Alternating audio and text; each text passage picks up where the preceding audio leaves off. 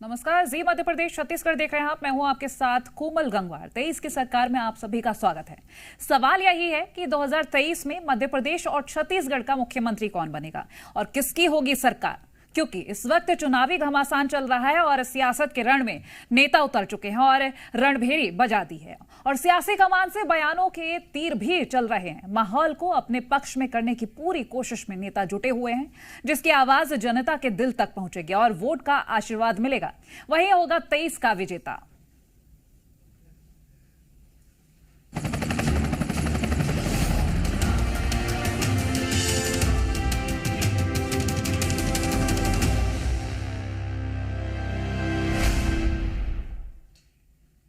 मध्य प्रदेश में चुनावी रण तैयार है और बिसात भी बिछ चुकी है, लेकिन दल बदलुओं की चाल से सारे समीकरण गड़बड़ा गए हैं। पार्टियों ने जो रणनीति बनाई थी वो रणनीति कारगर साबित नहीं हो रही है, क्योंकि टिकट के लिए भगदड़ मची हुई है और बीजेपी के कई नेता पार्टी छोड़ चुके हैं और कांग्रेस में शामिल हो गए हैं।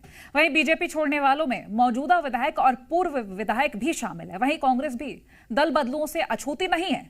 यहां से भी कई नेता पार्टी को अलविदा कह चुके हैं। ऐसे में क्या दल बदलू चुनाव फसल काट पाएंगे?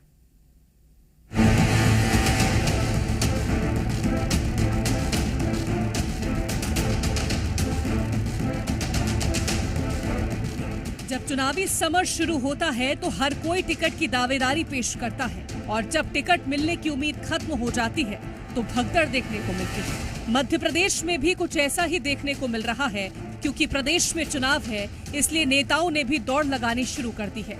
पार्टी के बड़े चेहरे टाटा बाय बाय कह रहे हैं। अब बीजेपी के कद्दावर नेता और पूर्व विधायक महेंद्र बागरी ने बीजेपी छोड़कर कांग्रेस का दामन थाम लिया है। बीजेपी की पहली लिस्ट में टिकट कटने पर महेंद्र बागरी ने इस्तीफा दे दिया।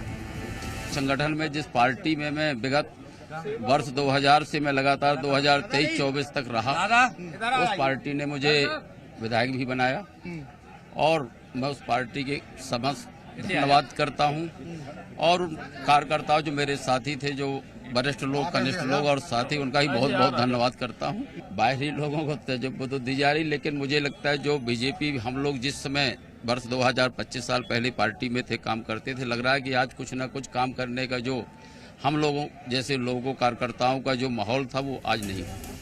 आखिर महेंद्र बागरी ने बीजेपी क्यों छोड़ी है वो भी जान लीजिए। टिकट कटने से थे नाराज, परिवारवाद को बढ़ावा देने का आरोप, बीजेपी कार्यकर्ताओं की कोई सुनवाई नहीं, पार्टी के मूल कार्यकर्ताओं की उपेक्षा का आरोप, बाहरी लोगों को तवज्जो का भी आरोप। टिकट बंटवारे के बाद बीजेपी में बगावत नहीं थम रही है और अब आपको बताते हैं कि कौन है महेंद्र बागरी। पन्ना जिले के कद्दावर नेता हैं बागरी। 2013-18 तक गुन्नौर सीट से विधायक रहे। मध्य प्रदेश में चुनाव आते ही दल बदल की राजनीति शुरू हो गई है। दोनों ही पार्टियों के नेता एक दूसरे की पार्टी में शामिल हो रहे हैं। कांग्रेस कह रही है ये दल बदल नहीं दिल बदल है, तो भारतीय जनता पार्टी कह रही है कि अपनी महत्वाकांक्षाओं को पूरी करने के लिए विचार को छोड़कर नेता पार्टी बदल रहे हैं। बहरहाल दल बदल की राजनीति को लेकर मध्य प्रदेश में सियासत गरमाई हुई है, लेकिन देखना होगा कि 2023 की विधानसभा चुनाव में दल बदल कर दूसरे पार्टियों में जाने वाले नेताओं को कितना फायदा होता है।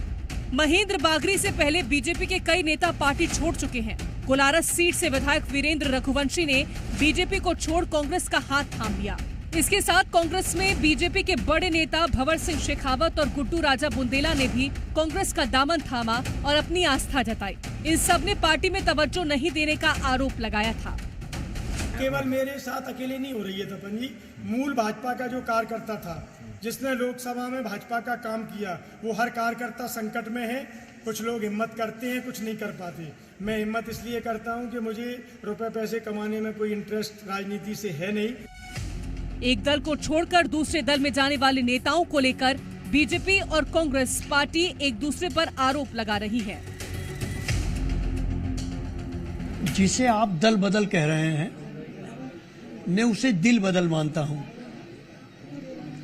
कि अन्य पार्टी के जो लोग आज कांग्रेस पार्टी में आस्था रखते हुए कांग्रेस पार्टी को ज्वाइन कर रहे हैं, उन्हें इस बात का एहसास हो चुका है कि आज कांग्रेस पार्टी देश की जरूरत बन चुकी है।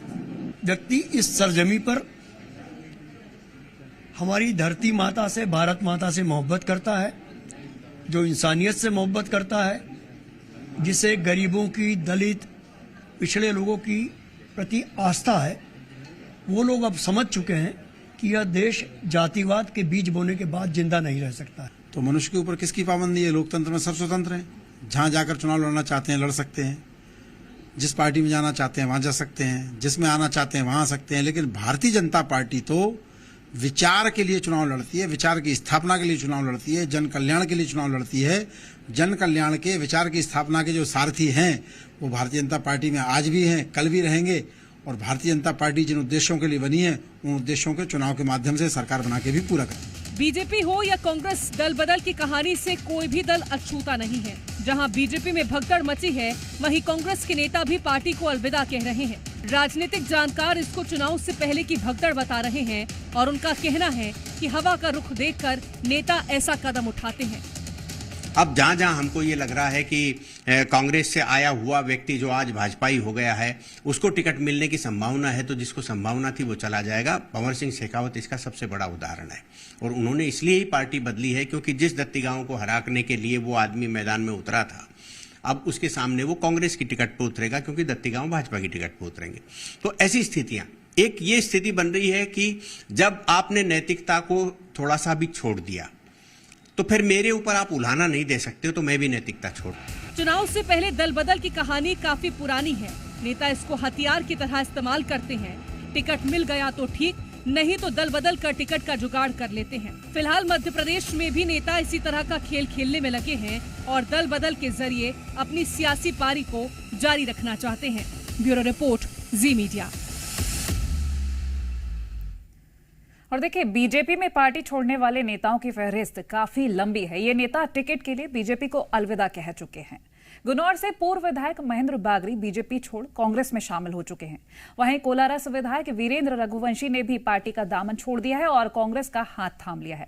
कद्दावर नेता भंवर सिंह शेखावत, गुड्डू राजा बुंदेला भी कांग्रेस में आ गए हैं। यादवेंद्र सिंह, पूर्व मंत्री दीपक जोशी ने भी बीजेपी छोड़ दी है। बैजनाथ यादव, रोशनी यादव, समंदर पटेल, अरविंद धाकड़ और पूर्व विधायक ध्रुव प्रताप सिंह ने भी बीजेपी का दामन छोड़ दिया है। सत्येंद्र सिंह गुर्जर, सुबोध दुबे और पूर्व सांसद माखन सिंह सोलंकी भी बीजेपी छोड़ चुके हैं। कांग्रेस छोड़ने वाले नेताओं के भी नाम आपको बता देते हैं। छाया मोरे, अभय मिश्रा, नीलम मिश्रा, मोना सुस्तानी, ये वो नाम है जो कांग्रेस छोड़कर बीजेपी में शामिल हुए हैं। और वहीं कांग्रेस के भी कई नेता ऐसे दल बदल के गए हैं। कांग्रेस छोड़ने वाले नेताओं में कई नाम जो आपको हमने बताए। ऐसे में साफ है कि टिकट के लिए दल बदल हो रहा है, लेकिन सवाल वही है कि क्या चुनावी फसल ये लोग काट पाएंगे।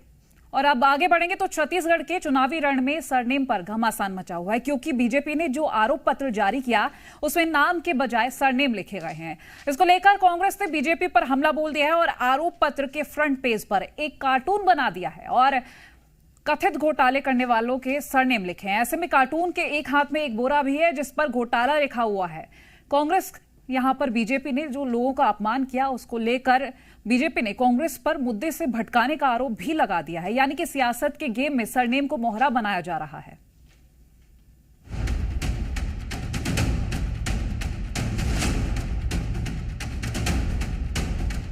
छत्तीसगढ़ में विधानसभा चुनाव से पहले सरनेम वाली सियासत शुरू हो गई है। बीजेपी के आरोप पत्र पर सियासी बवाल हो गया है और कांग्रेस आग बबूला है, क्योंकि बीजेपी के 104 पन्ने का आरोप पत्र में कुछ ऐसा है जो कांग्रेस को रास नहीं आ रहा। बीजेपी के आरोप पत्र पर पहले जरा सीएम भूपेश बघेल को सुन लीजिए।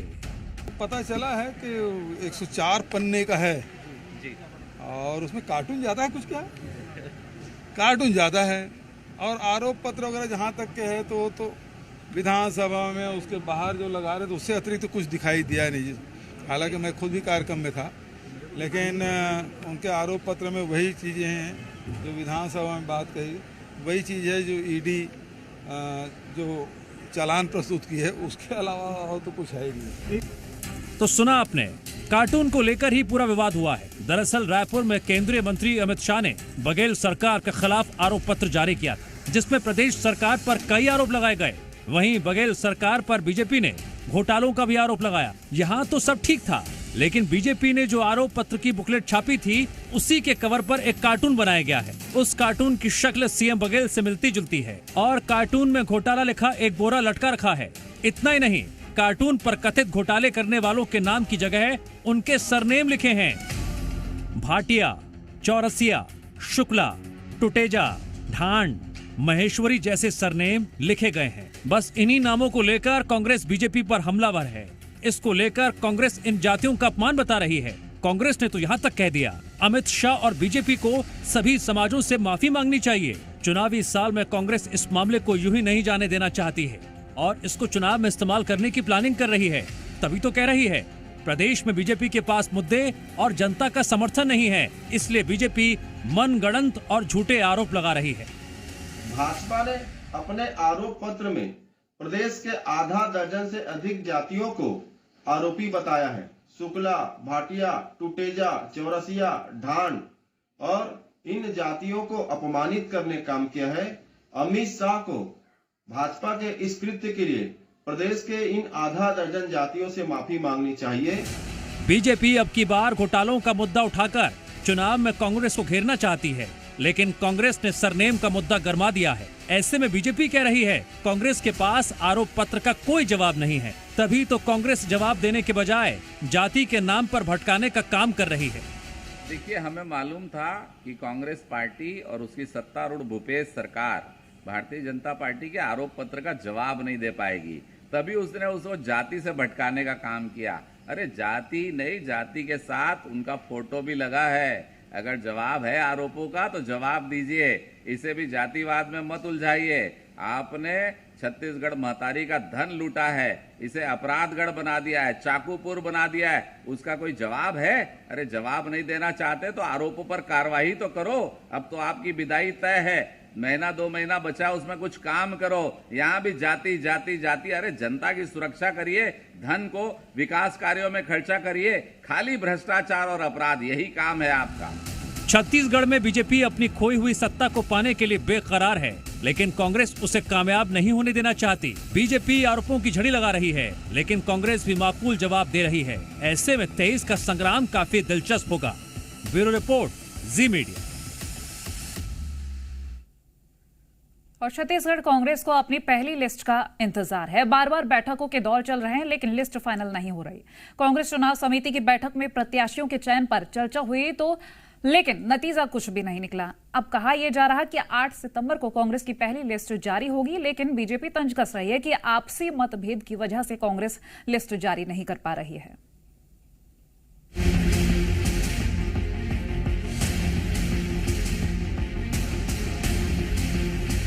छत्तीसगढ़ के विधानसभा चुनाव में कम ही वक्त बचा है।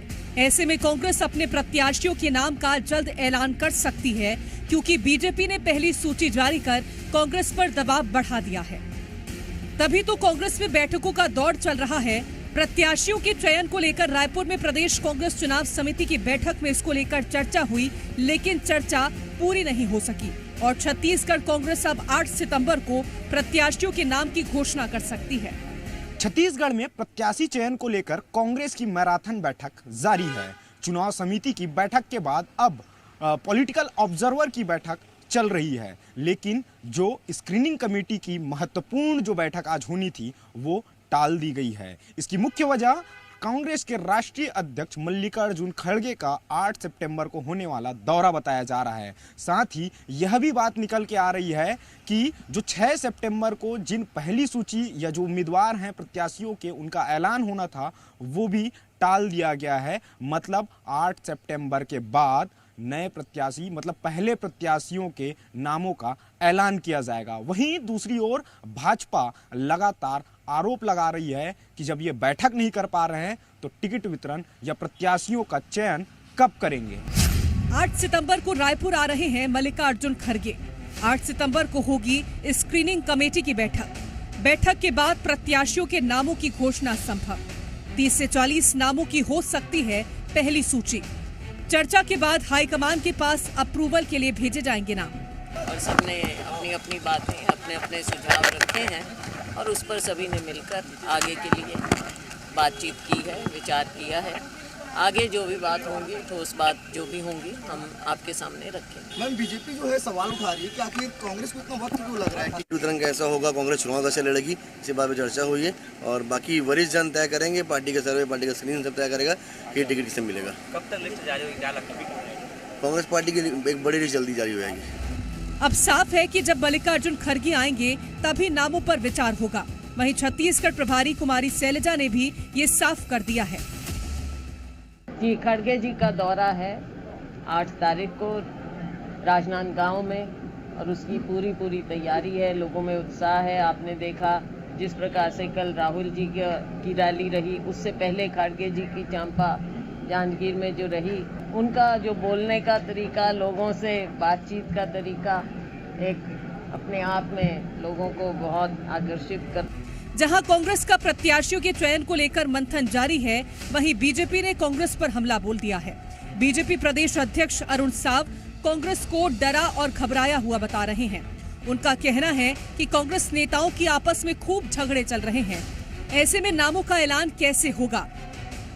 देखिए, कांग्रेस पार्टी डरी हुई है, घबराई हुई है, आपस में उनके खूब झगड़े हैं। ये टिकट भी घोषित करेंगे, जब भी करें टिकट का निर्णय, लेकिन छत्तीसगढ़ की जनता ने निर्णय कर रखा है राज्य से कांग्रेस की सरकार की छुट्टी करने का, विदाई करने का।